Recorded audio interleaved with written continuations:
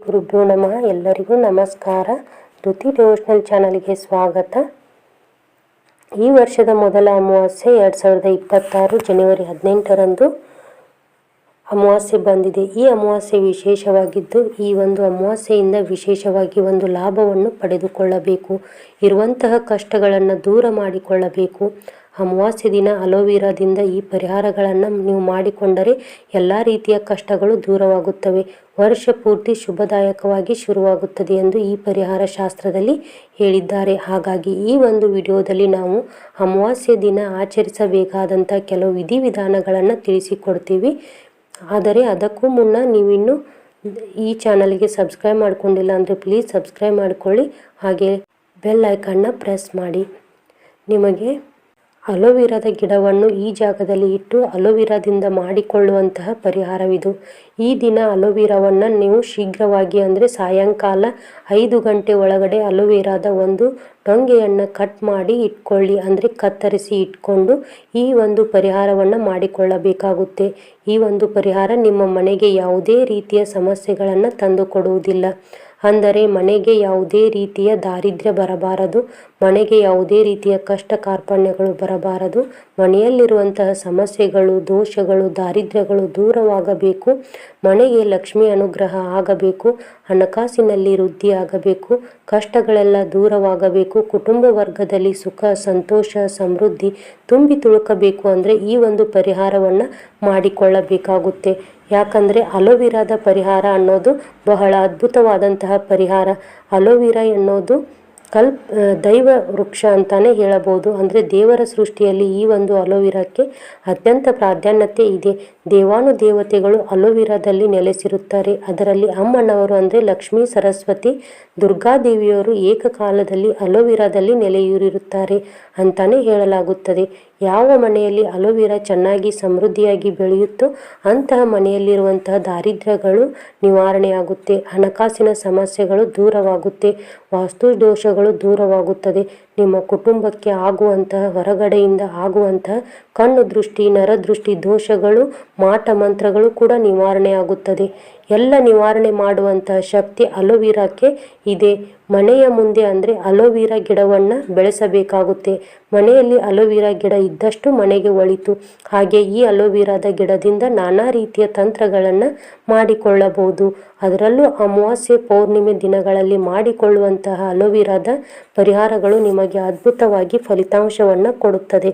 Aloe vera ಹೇಗೆ ಸಮೃದ್ಧವಾಗಿ ಬೆಳೆಯುತ್ತೋ ಅದೇ ರೀತಿ ಕುಟುಂಬದಲ್ಲಿ ಉತ್ಪನ್ನಗಳು ಜಾಸ್ತಿ ಆಗುತ್ತದೆ. ಅಂದರೆ ಹಣಕಾಸಿನ ಉತ್ಪನ್ನಗಳು ಜಾಸ್ತಿ ಆಗುತ್ತೆ, ಹಣ ವೃದ್ಧಿ ಆಗುತ್ತೆ. ಯಾವುದೇ ರೀತಿಯ ಕುಟುಂಬಕ್ಕೆ ದೋಷಗಳಿರುವುದಿಲ್ಲ. ಅನಾರೋಗ್ಯ ಸಮಸ್ಯೆಗಳು, ಅಪಘಾತಗಳು, ಅಪಚಾರಗಳು ನಿಮ್ಮ ಕುಟುಂಬಕ್ಕೆ ಬರದಂತೆ ತಡೆಯುತ್ತದೆ. ಯಾವುದೇ ರೀತಿಯ ಕುಟುಂಬಕ್ಕೆ ದೋಷಗಳಿರುವುದಿಲ್ಲ. ಅನಾರೋಗ್ಯ ಸಮಸ್ಯೆಗಳು, ಅಪಘಾತಗಳು, ಅಪಚಾರಗಳು ನಿಮ್ಮ ಕುಟುಂಬಕ್ಕೆ ಬರದಂತೆ ತಡೆಯುವಂಥ ಶಕ್ತಿ ಅಲೋವೆರಾಕ್ಕಿದೆ. ಅಲೋವೆರಾವನ್ನು ಮುಂಬಾಗಿಲಲ್ಲಿ ಕಟ್ಟುವಂಥದ್ದು, ಅಂಗಡಿ ಮುಂಗಟ್ಟುಗಳಲ್ಲಿ ಕಟ್ಟುವಂಥದ್ದು, ಹಾಗೆ ಅಲೋವೆರಾದಿಂದ ಸಾಕಷ್ಟು ರೀತಿಯ ಪರಿಹಾರವನ್ನು ಮಾಡಿಕೊಳ್ಳುವಂಥದ್ದು. ಅದೇ ರೀತಿಯಲ್ಲಿ ಅಲೋವೆರಾವನ್ನು ತೆಗೆದುಕೊಂಡು ಅದರಲ್ಲಿರುವಂತಹ ಜೆಲ್ನ ಉಪಯೋಗಿಸಿಕೊಂಡು ದೀಪಾರಾಧನೆ ಮಾಡುವುದರಿಂದ ಮನೆಗೆ ಬಂದಿರುವಂತಹ ದೀರ್ಘಾವಧಿಯ ದಾರಿದ್ರ್ಯವನ್ನು ನಾವು ತೊಲಗಿಸಿಕೊಳ್ಳಬಹುದು. ಮನೆಯಲ್ಲಿ ವಿಪರೀತ ಹಣಕಾಸಿನ ಸಮಸ್ಯೆಗಳಿದೆ, ಕಷ್ಟಗಳನ್ನು ಅನುಭವಿಸುತ್ತಾ ಇದ್ದೀವಿ, ಎಷ್ಟು ದುಡಿದರೂ ಕೈಯಲ್ಲಿ ಬಿಡಿಗಾಸು ನಿಲ್ತಾ ಇಲ್ಲ, ಯಾವ ರೀತಿಯಲ್ಲಿ ಕುಟುಂಬವನ್ನು ಸಾಗಿಸೋದು ಅಂತ ಗೊತ್ತಾಗ್ತಾ ಇಲ್ಲ, ಮನೆಗೆ ಕಷ್ಟದ ಮೇಲೆ ಕಷ್ಟಗಳು ಬರ್ತಾ ಇದೆ, ಕುಟುಂಬದಲ್ಲಿ ನೆಮ್ಮದಿಯೂ ಸುಖ ಶಾಂತಿ ಇಲ್ಲ, ಅನ್ನಕ್ಕೂ ಕೊರತೆ ಆಗ್ತಾ ಇದೆ, ಮನೆಯಲ್ಲಿ ನೆಮ್ಮದಿಯಾಗಿ ನಿದ್ರಿಸುವುದಕ್ಕೂ ಆಗ್ತಾ ಇಲ್ಲ, ಕಷ್ಟಗಳ ಮೇಲೆ ಕಷ್ಟ, ಕೆಟ್ಟ ಕನಸುಗಳು ಬರ್ತಾ ಇದೆ. ಅಂಥವರು ಅಲೋವೆರಾದ ಜೆಲ್ನ ತೆಗೆದುಕೊಂಡು ದೀಪಾರಾಧನೆಯನ್ನು ಮಾಡಿಕೊಂಡರೆ ತುಂಬ ಒಳಿತನ್ನು ಕಂಡುಕೊಳ್ಳುತ್ತೀರಾ. ಮನೆಯಲ್ಲಿರುವ ಸರ್ವ ದಾರಿದ್ರ್ಯ ದೋಷಗಳು ಕೂಡ ನಿವಾರಣೆ ಆಗುತ್ತೆ ಅಂತಾನೆ ಹೇಳಲಾಗುತ್ತೆ. ಅದೇ ರೀತಿಯಲ್ಲಿ ಅಲೋವೆರಾದ ಟೊಂಗೆಯನ್ನು ಉಪಯೋಗಿಸಿಕೊಂಡು ಈ ಒಂದು ಪರಿಹಾರವನ್ನು 9 ಗಂಟೆಯ ನಂತರ ನೀವು ಮಾಡಿಕೊಳ್ಳಬೇಕಾಗುತ್ತೆ. ಹಾಗಾಗಿ ಅಲೋವೆರಾದ ಒಂದು ಟೊಂಗೆಯನ್ನು ತೆಗೆದುಕೊಳ್ಳಬೇಕಾಗುತ್ತೆ. ಒಂದು ಅಲೋವೆರಾದ ಟೊಂಗೆಯನ್ನು ತೆಗೆದುಕೊಳ್ಳಿ.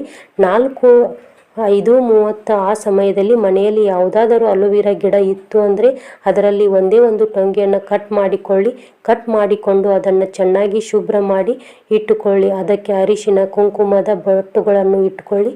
ಇದಿಷ್ಟನ್ನು ತಯಾರಿ ಮಾಡಿ ಇಟ್ಕೊಳ್ಳಿ. ಅದಾದ ನಂತರ ಇದನ್ನು ಒಂದು ಪ್ಲೇಟು ಅಥವಾ ಒಂದು ತಾಮ್ರದ ಪ್ಲೇಟ್ನಲ್ಲಿ ಅಥವಾ ಹಿತ್ತಾಳೆ ಪ್ಲೇಟು ಯಾವುದು, ಒಂದು ಮಣ್ಣಿನ ಮಡಕೆಯ ಪ್ಲೇಟು ಯಾವುದೋ ಒಂದು ಪ್ಲೇಟನ್ನು ತೆಗೆದುಕೊಳ್ಳಿ. ಇಂತಹದ್ದೇ ಅಂತೇನಿಲ್ಲ, ಯಾವುದು ಇರುತ್ತೆ ನಿಮಗೆ ಅನುಕೂಲತೆ ಅದನ್ನು ತೆಗೆದುಕೊಳ್ಳಿ. ಒಂದು ಪ್ಲೇಟ್ನ ತೆಗೆದುಕೊಂಡು ಈ ಶುಭ್ರ ಮಾಡಿ ಬೊಟ್ಟುಗಳನ್ನು ಇಟ್ಟುಕೊಂಡಂಥ ಅಲೋವೆರಾವನ್ನು ಅದರಲ್ಲಿ ಇಟ್ಕೊಳ್ಳಿ. ಅದರ ಜೊತೆಗೆ 1 ಸ್ಪೂನಷ್ಟು ಸಾಸಿವೆ, 1 ಸ್ಪೂನಷ್ಟು ಕಲ್ಲುಪ್ಪು, ಹಾಗೇನೆ ಒಂದು 9 ಕಾಳು ಮೆಣಸು, ಹಾಗೆ 9 ಅಥವಾ 7 ಕೆಂಪು ಮೆಣಸಿನಕಾಯಿ, ಅದರ ಜೊತೆಗೆ ಚಿಟಿಕೆ ಅರಿಶಿನ, ಚಿಟಿಕೆ ಕುಂಕುಮವನ್ನು ಉಪಯೋಗಿಸಿಕೊಳ್ಳಿ. ಹಾಗೆ ಅದರ ಜೊತೆಗೆ 3 ರೀತಿಯ ಅಥವಾ 5 ರೀತಿಯ ಹೂಗಳನ್ನು ಬಳಸಿಕೊಳ್ಳಬೇಕಾಗುತ್ತೆ. ರೋಸ್ ಆಗಿರಬಹುದು, ದಾಸವಾಳ ಆಗಿರ್ಬೋದು, ಅಥವಾ ಸೇವಂತಿಗೆ ಹೂವಾಗಿರಬಹುದು. ಇನ್ನು ನಿಮ್ಮ ಹಿತ್ತಲಲ್ಲಿ ಇರುವಂತಹ ಯಾವುದಾದರೂ ಪುಷ್ಪಗಳು 5 ರೀತಿಯ ಪುಷ್ಪಗಳನ್ನು ನೀವು ಅದರಲ್ಲಿ ಬಳಸಿಕೊಳ್ಳಬಹುದು, ಅಥವಾ 3 ರೀತಿಯ ಪುಷ್ಪಗಳನ್ನು ಇದರಲ್ಲಿ ಬಳಸಿಕೊಳ್ಳಬಹುದು. ಇಷ್ಟು ವಸ್ತುಗಳನ್ನು ತೆಗೆದುಕೊಂಡು ಈ ಎಲ್ಲ ವಸ್ತುಗಳನ್ನು ಕೂಡ ಆ ಒಂದು ಪ್ಲೇಟಲ್ಲಿ ನೀವು ಇಟ್ಟುಕೊಳ್ಳಬೇಕಾಗುತ್ತದೆ. ಪ್ಲೇಟಲ್ಲಿ ಇಟ್ಟುಕೊಂಡ ನಂತರ ಅದನ್ನು ನಿಮ್ಮ ಮನೆಯ ಯಾವುದಾದರೂ ಎತ್ತರದ ಒಂದು ಜಾಗದಲ್ಲಿ ಇಟ್ಕೊಳ್ಳಿ. ಒಂದು ಬೀರುವಿನ ಮೇಲೋ ಅಥವಾ ಹಾಲಲ್ಲಿ ಎಲ್ಲೋ ಒಂದು ಸೆಲ್ಫ್ ಮೇಲೋ, ಅಡುಗೆ ಮನೆಯಲ್ಲಿ ಎಲ್ಲೋ ಒಂದು ಸೆಲ್ಫ್ ಮೇಲೋ ಎಲ್ಲೋ ಒಂದು ಕಡೆ ನೀವು ಇಟ್ಟುಕೊಳ್ಳಬೇಕಾಗುತ್ತದೆ. ಈ ಒಂದಿಷ್ಟು ಪದಾರ್ಥಗಳನ್ನು ನಿಮ್ಮ ಮನೆಯಲ್ಲಿರುವಂತಹ ಸರ್ವ ದಾರಿದ್ರ್ಯ ದೋಷಗಳನ್ನು ಎಲ್ಲವನ್ನು ಎಳೆದಿಟ್ಟುಕೊಳ್ಳುವಂಥ ಶಕ್ತಿ ಇದೆ. ಈ ಪರಿಹಾರವನ್ನು ನೀವು ಮಾಡಿಟ್ಟುಕೊಂಡ್ರೆ ಅಂತಂದರೆ ಕೆಟ್ಟ ದೃಷ್ಟಿ ಕೂಡ ನಿಮ್ಮ ಮನೆಗೆ ಬರೋದಿಲ್ಲ. ನಿಮ್ಮ ಮನೆಯಲ್ಲಿರುವ ಯಾವುದೇ ರೀತಿಯ ಗೋಚರ ಶಕ್ತಿಗಳು, ಕಣ್ಣಿಗೆ ಕಾಣದಂತಹ ಶಕ್ತಿಗಳಾಗಿರಬಹುದು, ಯಾವುದೇ ರೀತಿ ಕೆಟ್ಟ ಶಕ್ತಿಗಳು, ಮಾಟ ಮಂತ್ರವಾಗಿರಬಹುದು, ಕಣ್ಣು ದೃಷ್ಟಿ, ನರ ದೃಷ್ಟಿ, ಯಾವುದೇ ಒಂದು ದೋಷಗಳು, ಶಾಪಗಳು ಯಾವುದೇ ರೀತಿಯಾಗಿರಬಹುದು, ಒಂದು ಗ್ರಹ ದೋಷಗಳಾಗಿರಬಹುದು, ಪಿತೃದೋಷಗಳು, ಯಾವುದೇ ರೀತಿಯ ಸಮಸ್ಯೆಗಳಿದ್ದರೂ ಕೂಡ ಅದೆಲ್ಲವನ್ನು ಕೂಡ ಇಷ್ಟು ಪದಾರ್ಥಗಳು ಆಕರ್ಷಿಸಿಕೊಳ್ಳುತ್ತದೆ. ಇಷ್ಟು ಪದಾರ್ಥಗಳಿಗೂ ಕೂಡ ಅಂತಹ ಒಂದು ಶಕ್ತಿ ಇದೆ. ಸಾಸಿವೆಗೆ ಆಗಿರಬಹುದು, ಕಲ್ಲುಪ್ಪಿಗೆ ಆಗಿರಬಹುದು, ನರದೃಷ್ಟಿಗಳನ್ನು, ಮಾಟ ಮಂತ್ರಗಳನ್ನು ಎಲ್ಲವನ್ನು ಎಳೆದಿಟ್ಟುಕೊಳ್ಳುವಂತಹ ಶಕ್ತಿ ಇದೆ. ಕಾಳು ಮೆಣಸಿಗೆ ಕೂಡ ಅಷ್ಟೇನೆ ಶಕ್ತಿ ಇದೆ. ಕಾಳು ಮೆಣಸು ನೆಗೆಟಿವಿಟಿಯನ್ನು ಎಳೆದುಕೊಳ್ಳುತ್ತದೆ. ಇದೆಲ್ಲ ಕಪ್ಪು ಬಣ್ಣದಲ್ಲಿರುವುದರಿಂದ ನೆಗೆಟಿವಿಟಿಯನ್ನು ಎಳೆದುಕೊಳ್ಳುತ್ತೆ. ಇನ್ನು ಕಲ್ಲುಪ್ಪು ಸರ್ವ ದೋಷಗಳನ್ನು ನಿವಾರಣೆ ಮಾಡುತ್ತದೆ. ಕೆಂಪು ಮೆಣಸು ಮನೆಗೆ ಬಂದಿರುವಂತಹ ಅಗೋಚರ ಶಕ್ತಿಗಳನ್ನು ತನ್ನತ್ತ ಸೆಳೆದು ಇಟ್ಟುಕೊಳ್ಳುತ್ತದೆ. ಅರಿಶಿನ ಕುಂಕುಮ ಮಂಗಳಕರವನ್ನು ಮಾಡುತ್ತದೆ. 3 ರೀತಿಯ ಬಣ್ಣದ ಪುಷ್ಪಗಳು ಅಥವಾ 5 ರೀತಿಯ ಬಣ್ಣದ ಪುಷ್ಪಗಳು ಮನೆಯಲ್ಲಿ ಇರುವಂತಹ ದೇವಾನುದೇವತೆಗಳು ಏನಿರ್ತಾರೆ ಆ ಮನೆಯಲ್ಲಿ ಉಳಿದುಕೊಳ್ಳುವುದಕ್ಕೆ ಸಹಾಯ ಮಾಡ್ತಾರೆ. ಅಂದರೆ ಕೆಟ್ಟ ಶಕ್ತಿಗಳನ್ನು ಎಳೆದುಕೊಂಡು ದೇವಾನುದೇವತೆಗಳನ್ನು ಮನೆಗೆ ಆಕರ್ಷಿಸುವುದಕ್ಕೆ ಸಹಾಯ ಮಾಡುತ್ತೆ ಅಂತ ಹೇಳಲಾಗುತ್ತದೆ. ಅಲೋವೆರಾ ಸರ್ವ ದೋಷಗಳನ್ನು ನಿವಾರಣೆ ಮಾಡುತ್ತೆ, ಎಲ್ಲವನ್ನು ತನ್ನತ್ತ ಎಳೆದಿಟ್ಟುಕೊಳ್ಳುತ್ತದೆ. ಈ ಪರಿಹಾರ ಮಾಡಿಕೊಂಡ ನಂತರ ನೀವು ಇಷ್ಟು ಪದಾರ್ಥಗಳನ್ನು ಮರುದಿನ ನೀವು ಯಾರು ತುಳಿದೇ ಇರುವಂತಹ ಜಾಗದಲ್ಲೋ, ನದಿಯಲ್ಲೋ, ಕೆರೆಯಲ್ಲೋ, ಬಾವಿಯಲ್ಲೋ ಹಾಕಬೇಕಾಗುತ್ತದೆ. ಇಷ್ಟನ್ನು ಮಾಡಿಕೊಂಡು ನಿತ್ಯ ಪೂಜೆ ಮಾಡಿ ಎಲ್ಲ ಒಳ್ಳೆಯದಾಗುತ್ತದೆ. ಈ ವರ್ಷದ ಮೊದಲ ಅಮಾವಾಸ್ಯೆ 2026 ಜನವರಿ 18ರಂದು ರಾತ್ರಿ ಅಮಾವಾಸ್ಯೆ ಬಂದಿದೆ. ಈ ದಿನ ಮನೆಯ ಬಾಗಿಲಲ್ಲಿ ಈ ವಸ್ತು ಕಟ್ಟಿದರೆ ನಿರಂತರವಾಗಿ ಮನೆಗೆ ಹಣ ಬರ್ತಾನೆ ಇರುತ್ತದೆ. ಮನೆಯಲ್ಲಿದ್ದ ಎಲ್ಲ ನೆಗೆಟಿವ್ ಎನರ್ಜಿ, ಮಾಟ ಮಂತ್ರ ದೋಷಗಳು ತೊಲಗಿ ಅದೃಷ್ಟ ಮನೆಗೆ ಪ್ರಾಪ್ತಿಯಾಗಿ ದೇವತೆಗಳ ರಕ್ಷಣೆ ಮನೆಗೆ ಲಭಿಸಲು ಈ ದಿನ ಪಾಲಿಸಬೇಕಾದ ತಂತ್ರಗಳೇನು, ನಿಯಮಗಳೇನು ಅಂತ ಇವತ್ತಿನ ಈ ವಿಡಿಯೋದಲ್ಲಿ ಒಂದು ಬೇರನ್ನು ನಿಮ್ಮ ಮನೆಗೆ ತಂದರೆ ಪಿತೃ ಶಾಂತಿ ಆಗುತ್ತದೆ. ಮನೆಯಲ್ಲಿ ಪಿತೃದೇಶ ಇದ್ದರೆ, ಕುಟುಂಬಕ್ಕೆ ಪಿತೃಶಾಪ ಇದ್ದರೆ ಯಾವೆಲ್ಲ ಸೂಚನೆಗಳು ಸಿಗುತ್ತವೆ, ಈ ಮಾಸದಲ್ಲಿ ಈ 4 ರೂಪಗಳಲ್ಲಿ ಪಿತೃಗಳು ಕಾಣಿಸಿಕೊಳ್ಳುತ್ತಾರೆ ಎಂದು ಇವತ್ತಿನ ವಿಡಿಯೋದಲ್ಲಿ ಸಂಪೂರ್ಣವಾಗಿ ತಿಳಿಸಿಕೊಡ್ತೀನಿ. ಬನ್ನಿ, ಅದಕ್ಕೂ ಮುನ್ನ ನನ್ನ ಚಾನಲ್ಗೆ ಸಬ್ಸ್ಕ್ರೈಬ್ ಆಗಿಲ್ಲ ಅಂದರೆ ಈಗಲೇ ಸಬ್ಸ್ಕ್ರೈಬ್ ಆಗಿ, ಹಾಗೆ ವಿಡಿಯೋಗೆ ಲೈಕ್ ಮಾಡಿ, ವಿಡಿಯೋ ಸ್ಕಿಪ್ ಮಾಡದೆ ಕೊನೆ ತನಕ ನೋಡಿ. ಎಲ್ಲರೂ ಭಕ್ತಿಯಿಂದ ಓಂ ಶ್ರೀ ಮಹಾಲಕ್ಷ್ಮಿ ನಮಃ ಅಂತ ಕಮೆಂಟ್ ಮಾಡಿ. ಯಾರಿಗೆ ಜೀವನದಲ್ಲಿ ಭಯಂಕರವಾದ ಶತ್ರು ಬಾಧೆಗಳಿರುತ್ತದೆಯೋ, ರಹಸ್ಯ ಶತ್ರು, ಕಣ್ಣಿಗೆ ಕಾಣುವ ಶತ್ರುಗಳು, ಕಣ್ಣಿಗೆ ಕಾಣಿಸದ ಶತ್ರುಗಳು, ಎದುರಿನವರ ಅಸೂಯೆ, ಬ್ಲ್ಯಾಕ್ ಮ್ಯಾಜಿಕ್ ಅಂದರೆ ಮಾಟ ಮಂತ್ರ, ವಾಸ್ತುದೋಷ ಇವೆಲ್ಲ ಇರುತ್ತದೋ ಅವರು ಈ ಅಮಾವಾಸ್ಯೆ ದಿನ ಮನೆಯ ಮುಂದೆ ಬಾಗಿಲಿಗೆ ಈ ವಸ್ತುಗಳನ್ನು ಒಂದು ಬಟ್ಟೆಗೆ ಹಾಕಿ ಮೂಟೆಯ ರೀತಿ ಕಟ್ಟಬೇಕು. ನಿಮ್ಮ ಮನೆಯ ಬಾಗಿಲಿಗೆ ಕಟ್ಟಬೇಕಾದಂಥ ವಸ್ತುಗಳು ಯಾವೆಂದರೆ, ಒಂದು ದೊಡ್ಡ ಕೆಂಪು ಬಣ್ಣದ ಬಟ್ಟೆಯನ್ನು ತೆಗೆದುಕೊಂಡು ಆ ಬಟ್ಟೆಗೆ ಪೂರ್ಣ ಫಲ ಅಂದರೆ ಒಂದು ಸಿಪ್ಪೆ ತೆಗೆಯದ ತೆಂಗಿನಕಾಯಿ ನಿಮ್ಮ ಕೈ ಮುಷ್ಟಿಯಷ್ಟು ನವಧಾನ್ಯಗಳು ಸ್ವಲ್ಪ ಅರಿಶಿನ, ಕುಂಕುಮ, ಚಿಕ್ಕ ಕಬ್ಬಿಣದ ತುಂಡು, ಚಿಕ್ಕ ಆಲಂ ತುಂಡು ಅಥವಾ ಸ್ಫಟಿಕ ಕಲ್ಲಿನ ತುಂಡು, 11 ಅಡಿಕೆ ಚೂರು, 11 ಕಾಳು ಮೆಣಸು ಇವೆಲ್ಲವನ್ನು ಒಂದು ಕೆಂಪು ವಸ್ತ್ರದಲ್ಲಿ ಮೂಟೆಯ ರೀತಿ ಮೂಟೆ ಗಂಟನ್ನು ಹಾಕಿ ಕಟ್ಟಬೇಕು. ನಂತರ ಮನೆಯ ಮುಂದೆ ಬಾಗಿಲಿನ ಮೇಲ್ಭಾಗದಲ್ಲಿ ಕಟ್ಟಬೇಕು. 6 ತಿಂಗಳುಗಳ ಕಾಲ ಈ ಮೂಟೆಯು ನಿಮ್ಮ ಮನೆಯ ಬಾಗಿಲಿನಲ್ಲಿರಬೇಕು. 6 ತಿಂಗಳ ನಂತರ ಹರಿಯುವ ನೀರಿಗೆ ಈ ಮೂಟೆಯನ್ನು ಬಿಡಬಹುದು ಅಥವಾ ದೊಡ್ಡ ದೊಡ್ಡ ಮರದ ಬುಡದ ಕೆಳಗೆ ಇಟ್ಟು ಬರಬಹುದು. ಈ ದಿನದಂದು ಅನ್ನದಾನ ಮಾಡಿದರೆ ತುಂಬಾ ಉತ್ತಮ. ವಸ್ತ್ರದಾನ ಮಾಡಿದರೆ ಸಮಸ್ತ ದೋಷಗಳು ದೂರವಾಗುತ್ತದೆ. ನವಧಾನ್ಯಗಳನ್ನು ದಕ್ಷಿಣೆ ಸಮೇತ ಬ್ರಾಹ್ಮಣರಿಗೆ ದಾನ ಮಾಡಿದರೆ ಪಾಪಗಳು ನಶಿಸಿ ಅದೃಷ್ಟ ಪ್ರಾಪ್ತಿಯಾಗುತ್ತದೆ. ಈ ದಿನ ಭೂಮಿಗೆ ಸಂಬಂಧಪಟ್ಟಂತಹ ಆಸ್ತಿ ವಿಚಾರಕ್ಕೆ ಸಂಬಂಧಪಟ್ಟಂತ ಸಮಸ್ಯೆಗಳಿದ್ರೆ, ಮನೆ ಕಟ್ಟಿಸಲು ಸಾಲ ಸಿಗಬೇಕೆಂದರೆ, ಮನೆ ಭೂಮಿ ಮಾರಾಟ ಮಾಡಲು ಆಗುತ್ತಿಲ್ಲವೆಂದರೆ ತ್ರಿಭುಜ ದೀಪವನ್ನು ಮನೆಯಲ್ಲಿ ಬೆಳಗಿಸಬೇಕು. ನಿಮ್ಮ ಮನೆಯ ದಕ್ಷಿಣ ದಿಕ್ಕಿನಲ್ಲಿ ಒಂದು ಮನೆಯ ಮೇಲೆ ಅಕ್ಕಿ ಹಿಟ್ಟಿನಿಂದ ತ್ರಿಭುಜದ ಆಕಾರ ಬರೆದು ಅದರ ಮೇಲ್ಭಾಗದಲ್ಲಿ ಒಂದು ಮಣ್ಣಿನ ದೀಪವನ್ನು ಇಟ್ಟು 9 ಕೆಂಪು ಬಣ್ಣದ ಬತ್ತಿಗಳನ್ನು ಹಾಕಿ ಎಳ್ಳೆಣ್ಣೆಯನ್ನು ಬಳಸಿ ದೀಪಾರಾಧನೆಯನ್ನು ಮಾಡಿಕೊಳ್ಳಬೇಕು. 9 ಬತ್ತಿಗಳು ದಕ್ಷಿಣ ದಿಕ್ಕಿಗೆ ನೋಡುವಂತೆ ದೀಪವನ್ನು ಬೆಳಗಿಸಬೇಕು. ಇದರಿಂದ ಭೂಲಾಭ, ಆಸ್ತಿ ಲಾಭ, ಬ್ಯಾಂಕ್ ಸಾಲಗಳು ಸಿಗುತ್ತವೆ. ಮನೆ ಕಟ್ಟಿಸುವಂತ ಕನಸು ನನಸಾಗಲು ಹಣದ ಹೊಂದಾಣಿಕೆಯಾಗುತ್ತದೆ. ಇನ್ನು ದೇವರಿಗೆ ಪೂಜೆ ಮಾಡದಿದ್ದರೆ, ದೇವರನ್ನ ಸ್ಮರಿಸುವುದನ್ನ ಮಾಡದಿದ್ದರೆ ದೇವರು ಎಂದಿಗೂ ಕೂಡ ಕೋಪಿಸಿಕೊಳ್ಳುವುದಿಲ್ಲ. ಆದರೆ ಪಿತೃಗಳ ಸ್ಮರಣೆ, ಅವರ ಕಾರ್ಯಗಳನ್ನು ಮಾಡದಿದ್ದರೆ ಪಿತೃಗಳು ಉಚಿತವಾಗಿ ಕೋಪಿಸಿಕೊಳ್ಳುತ್ತಾರೆ. ಪಿತೃದೋಷಗಳು ಇದರಿಂದ ಉಂಟಾಗುತ್ತದೆ. ಎಷ್ಟೋ ಕುಟುಂಬಗಳು ತಮ್ಮ ಮನಸ್ಸಿನಲ್ಲಿಯೇ, ಹೌದು, ನಾವು ಪಿತೃಗಳ ಕಾರ್ಯವನ್ನು ಆಗಿನಿಂದಲೂ ಸರಿಯಾಗಿ ಮಾಡಿಕೊಂಡು ಬಂದಿಲ್ಲ, ಆದರೆ ಈ ರೀತಿಯ ಕಷ್ಟವನ್ನು ನಾವು ನೋಡ್ತಾ ಇದ್ದೀವಿ ಅಂದುಕೊಳ್ಳುತ್ತಾರೆ. ಯಾರ ಕುಟುಂಬದಲ್ಲಿ ಈ ರೀತಿಯ ಸಂಕೇತಗಳು, ಸೂಚನೆಗಳು ಕಾಣಿಸಿಕೊಳ್ಳುತ್ತದೆ, ಅಲ್ಲಿ ಖಚಿತವಾಗಿ ಪಿತೃಶಾಪ, ಪಿತೃದೋಷ ಇದೆ ಎಂದು ಅರ್ಥ ಮಾಡಿಕೊಳ್ಳಬೇಕು. ಯಾರ ಮನೆಯಲ್ಲಿ ಪಿತೃಶಾಪ, ಪಿತೃದೋಷ, ಪಿತೃಗಳ ಕೋಪ ಹೆಚ್ಚಾಗಿರುತ್ತದೋ ಆ ಮನೆಯ ಸದಸ್ಯರು ಎಷ್ಟೇ ನೆಮ್ಮದಿಯಾಗಿ ಜೀವನ ನಡೆಸಬೇಕು, ಎಲ್ಲ ಕಡೆಯಿಂದ ನೆಮ್ಮದಿ ಬೇಕು ಅಂತ ಬಯಸುತ್ತಾರೋ ಅವರಿಗೆ ನೆಮ್ಮದಿ ಅನ್ನೋದೇ ಪ್ರಾಪ್ತಿಯಾಗುವುದಿಲ್ಲ. ಸದಾ ಪಿತೃಗಳು ಕನಸಿನಲ್ಲಿ ಕಾಣಿಸಿಕೊಳ್ಳುವುದು, ಪಿತೃಗಳ ನೆನಪು ಬಂದರೂ ಅದನ್ನು ಲೆಕ್ಕಿಸದ ಜೀವನ ನಡೆಸುವುದು ಮಾಡಲು ಹೋದಾಗ ಪದೇ ಪದೇ ಅಪಘಾತಗಳು ಆಗುವಂಥದ್ದು, ಇದ್ದಕ್ಕಿದ್ದಂತೆ ಊಹಿಸದ ರೀತಿಯಲ್ಲಿ ದೇಹಕ್ಕೆ ನಿರಂತರವಾಗಿ ಪೆಟ್ಟುಗಳಾಗುವುದು. ಇದರ ಜೊತೆಗೆ ಒಂದು ವಂಶ ಎಂದರೆ ನಾನಾ ಕುಟುಂಬಗಳು ಅದರಲ್ಲಿ ಇರುತ್ತದೆ. ಆದರೆ ಕೆಲವು ಕುಟುಂಬಗಳು ಮಾತ್ರ ಶ್ರೀಮಂತಿಕೆಯನ್ನು ಪಡೆದು ಉಳಿದ ಕುಟುಂಬಗಳು ಕಷ್ಟದಲ್ಲಿಯೇ, ಬಡತನದಲ್ಲಿಯೇ ಇರುತ್ತದೆ. ಇದಕ್ಕೆ ಕಾರಣ ಪಿತೃದೋಷಗಳಾಗಿರುತ್ತದೆ. ಪಿತೃಶಾಪಕ್ಕೆ ಗುರಿಯಾದ ಕುಟುಂಬದ ಹಳೆ ಮನತನ ಎಷ್ಟೇ ಶ್ರೀಮಂತಿಕೆಯಿಂದ ಬದುಕಿ ಬಾಳಿದರೂ ಕೂಡ ಈ ಕುಟುಂಬಕ್ಕೆ ಶ್ರೀಮಂತಿಕೆ ಪ್ರಾಪ್ತಿಯಾಗಿರುವುದಿಲ್ಲ. ಶ್ರೀಮಂತಿಕೆ ಎನ್ನುವುದು ಕೇವಲ ಕನಸಾಗಿಯೇ ಉಳಿದು ಬಿಡುತ್ತದೆ. ಮನೆಯಲ್ಲಿ ಸದಾ ಜಗಳಗಳು, ತಂದೆ ತಾಯಿಯರನ್ನು ಕಂಡರೆ ಮಕ್ಕಳಿಗಾಗುವುದಿಲ್ಲ, ಮಕ್ಕಳನ್ನು ಕಂಡರೆ ತಂದೆ ತಾಯಿಯರಿಗೆ ಆಗುವುದಿಲ್ಲ. ಹೆಂಡತಿ, ಮಕ್ಕಳು, ಅಣ್ಣ ತಮ್ಮ ಎಲ್ಲರೂ ಕೂಡ ಒಬ್ಬರ ಮುಖ ಒಬ್ಬರು ನೋಡದೆ ಸದಾ ಕೋಪದಿಂದಲೇ ಜೀವನ ನಡೆಸುತ್ತಾರೆ. ಇನ್ನು ಈ ಪಿತೃಶಾಪ, ಪಿತೃದೋಷ ಇದ್ದ ಕುಟುಂಬಕ್ಕೆ ಅಥವಾ ಮನೆಗೆ ಮನೆ ದೇವರ ಅನುಗ್ರಹ ಇರೋದಿಲ್ಲ. ಇದರಿಂದ ನಿತ್ಯ ಜೀವನದಲ್ಲಿ ನಾನಾ ರೀತಿಯಾದ ಸಮಸ್ಯೆಗಳು ಉಂಟಾಗ್ತಾ ಇರುತ್ತೆ. ಇದರ ಜೊತೆಗೆ ಹಣದ ಸಮಸ್ಯೆ, ಸಂಪತ್ತು ನಶಿಸಿ ಹೋಗುವುದು, ಸಂಪಾದನೆ ಮಾಡಿದ ಉಳಿಸಿದ ಹಣ ಕ್ರಮೇಣ ಖಾಲಿಯಾಗುವುದು, ಸಂಪತ್ತು, ಹಣ, ಐಶ್ವರ್ಯ ಎಲ್ಲವೂ ಒಂದೇ ಕಡೆಯಿಂದ ಕ್ಷೀಣಿಸುವುದು ಆಗ್ತಾ ಇರುತ್ತೆ. ಇನ್ನು ಪಿತೃಗಳ ಕೋಪಕ್ಕೆ, ಶಾಪಕ್ಕೆ ಗುರಿಯಾದ ವ್ಯಕ್ತಿಗೆ ಹುಟ್ಟುವಂಥ ಮಕ್ಕಳು ವಿಕಲಚೇತನರಾಗಿ ಹುಟ್ಟುತ್ತಾರೆ, ಅಥವಾ ಗುಣಗಳು ಇಲ್ಲದ ಮಕ್ಕಳು, ಗುಣಹೀನ ಮಕ್ಕಳು ಜನಿಸುತ್ತಾರೆ, ಅಥವಾ ಹುಟ್ಟು ಮಕ್ಕಳು ಉಳಿಯುವುದಿಲ್ಲ, ಮಕ್ಕಳ ಸಾವು ಬೇಗನೆ ಆಗಿಬಿಡುತ್ತದೆ.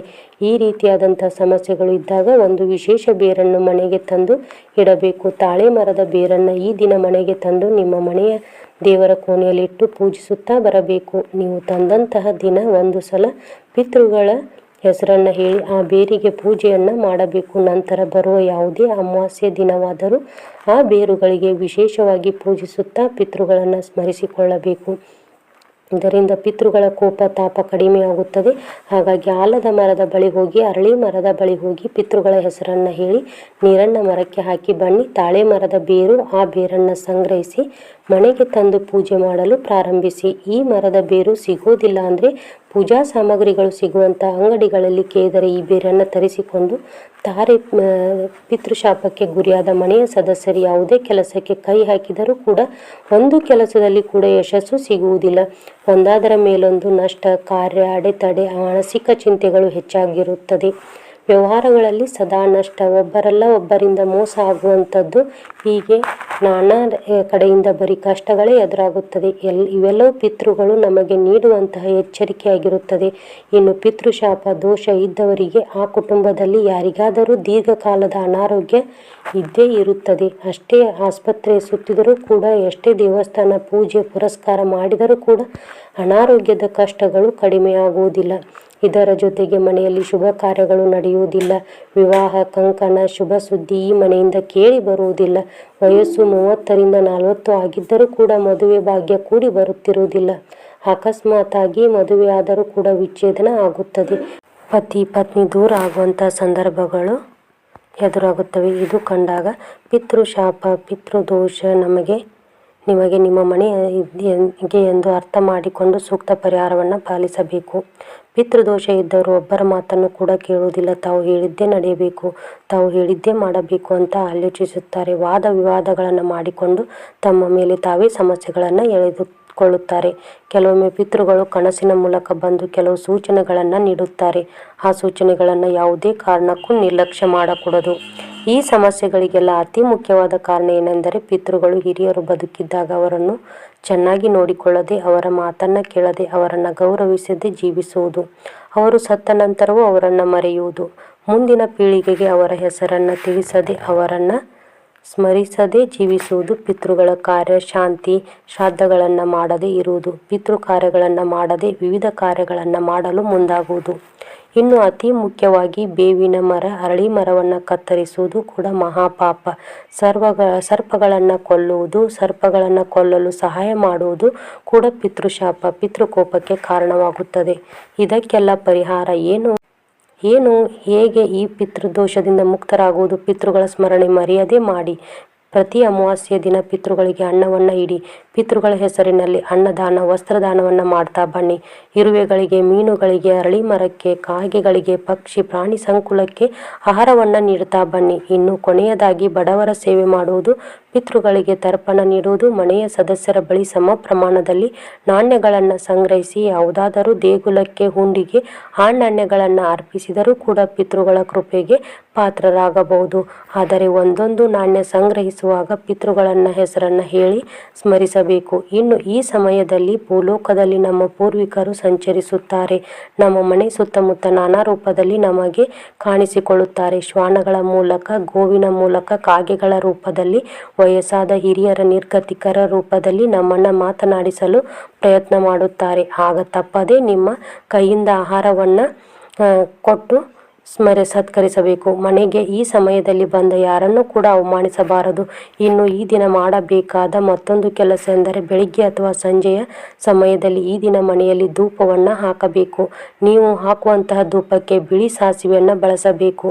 ಬಿಳಿ ಸಾಸಿವೆಗೆ ಭಯಂಕರವಾದಂತಹ ನಕಾರಾತ್ಮಕ ಶಕ್ತಿಗಳನ್ನು ಮನೆಯಿಂದ ಹೊರ ಹಾಕುವಂಥ ಶಕ್ತಿ ಇರುತ್ತದೆ. ಆದ್ದರಿಂದ ಈ ರೀತಿ ಬಿಳಿ ಸಾಸಿವೆಯನ್ನು ಬಳಸಿ ಧೂಪ ಹಾಕಿದರೆ ತುಂಬ ಒಳ್ಳೆಯದು. ಹಾಗೆ ನಿಮ್ಮ ಕೈನಲ್ಲಿ ಈ ರೀತಿ ಬಿಳಿ ಸಾಸಿವೆಯನ್ನು ಬಳಸಿ ಧೂಪ ಹಾಕಿದರೆ ತುಂಬ ಒಳ್ಳೆಯದು.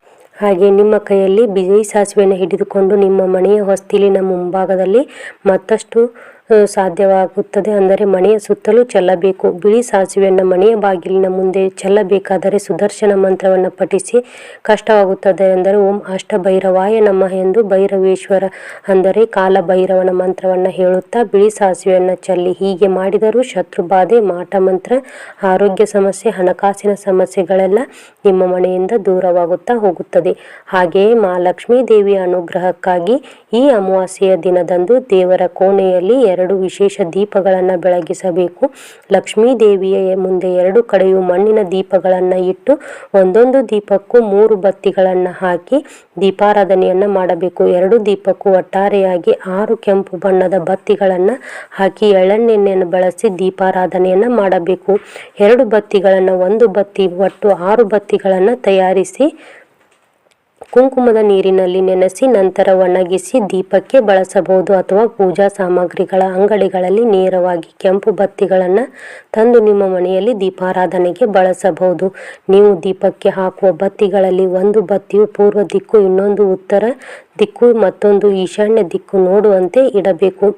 ಆಗಿನಿಂದ ಮಾಡಿದ ಸಿಹಿಯ ನೈವೇದ್ಯ ಮಾಡಿ ದೇವಿಗೆ ಪೂಜಿಸಬೇಕು. ನಂತರ ಓಂ ಶ್ರೀ ಮಹಾಲಕ್ಷ್ಮಿ ನಮಃ ಎಂದು 108 ಬಾರಿ ಹೇಳಿಕೊಂಡರೆ ಗೆಜ್ಜೆ ಸಪ್ಪಳವನ್ನು ಮಾಡುತ್ತಾ ಮಹಾಲಕ್ಷ್ಮಿ ದೇವಿಯು ಮನೆಗೆ ಪ್ರವೇಶ ಮಾಡುತ್ತಾಳೆ. ಮನೆಯಲ್ಲಿನ ಎಲ್ಲ ಕಷ್ಟ ಕಳೆದು ಆಯಸ್ಸು, ಆರೋಗ್ಯ, ಯಶಸ್ಸು ಕೊಟ್ಟು ಅನುಗ್ರಹಿಸುತ್ತಾಳೆ. ನೋಡಿದ್ರಲ್ಲ, ಇವತ್ತಿನ ವಿಡಿಯೋದಲ್ಲಿ ನಾನು ಅಮಾವಾಸ್ಯೆ ದಿನ ಮಾಡಬೇಕಾದ ಉಪಾಯವನ್ನು ಹೇಳಿದ್ದೀನಿ. ಈ ವಿಡಿಯೋ ನಿಮಗೆ ಇಷ್ಟ ಆಗಿದೆ ಅಂತ ಅನ್ಕೊಂಡಿದ್ದೀನಿ. ಇಷ್ಟ ಆಗಿದ್ರೆ ಪ್ಲೀಸ್ ಲೈಕ್ ಮಾಡಿ, ಶೇರ್ ಮಾಡಿ, ಹಾಗೆ ಕಮೆಂಟ್ ಮಾಡೋದನ್ನು ಮರಿಬೇಡಿ. ಮತ್ತೆ ಮುಂದಿನ ವಿಡಿಯೋದಲ್ಲಿ ಸಿಗ್ತೀನಿ. ಸರ್ವೇ ಜನ ಸುಖಿನೋ ಭವಂತು.